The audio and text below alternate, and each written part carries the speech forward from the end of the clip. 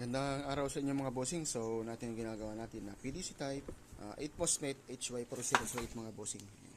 Kabilaan po yan. 8 MOSFET. So sa mga gusto pong magpagawa PM lang kayo mga bossing. So meron din siyang daliupan. Ayan. Testing natin mga bossing. Hello. Frequency. Power. Ayan mga boss. Sa mga gusto pong magpagawa ng PDC type, PM lang kayo mga bossing.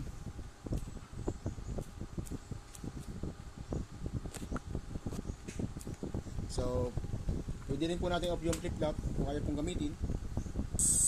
Standby. Meron din siyang mga protect mga bossing. Pag po nagdikit yung output, papatay po yung unit. Pag di po siya ulit yung pipindutin. Yan. Yan po ang PDC type po natin. Hindi po ito katulad ng inverter. Pag pinagdikit po ang output, masisira. Ito po ay mayroong protection ng output. Yan po ang kagalingan ng PDC type kumpara sa mga gawang China. Ano mga bossing?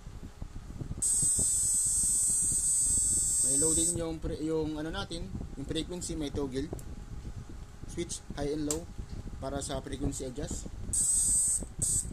High na pala yun, yan, naka high na siya. So low natin frequency,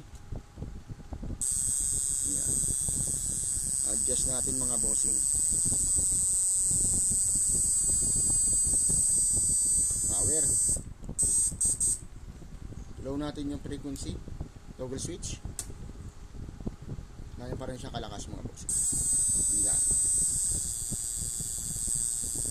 Low natin yung frequency, adjust natin.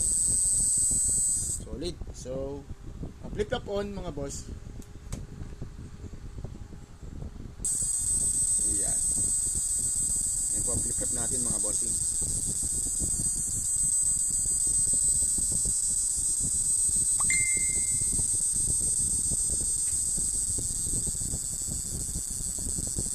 Okay. Yes. Sa mga gusto pong magpagawa ng PDC type, PM lang kayo mga bossing. Made order po tayo, payment first before unit, free shipping nationwide. Pwede po kayo mag-down para sa unit. Kasi yung kabuuan bayad po ay tapos na yung unit pag ipapadala na mga bossing. Wala po tayong COD mga boss. Para lang po sa may mga tiwala.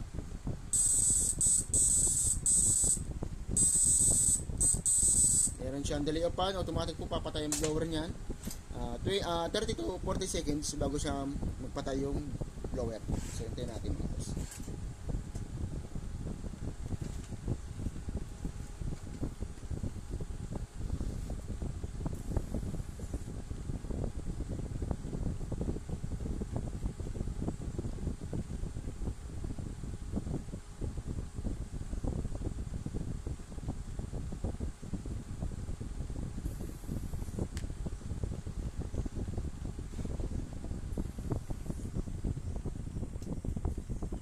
Okay.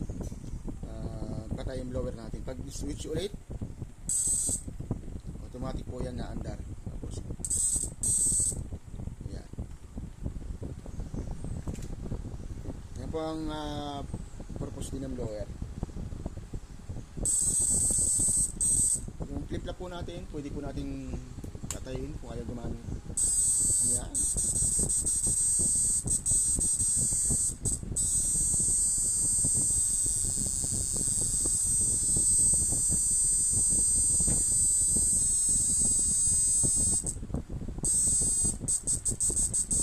Solid. Sa mga gusto pang papagawa PM lang kayo mga bossing.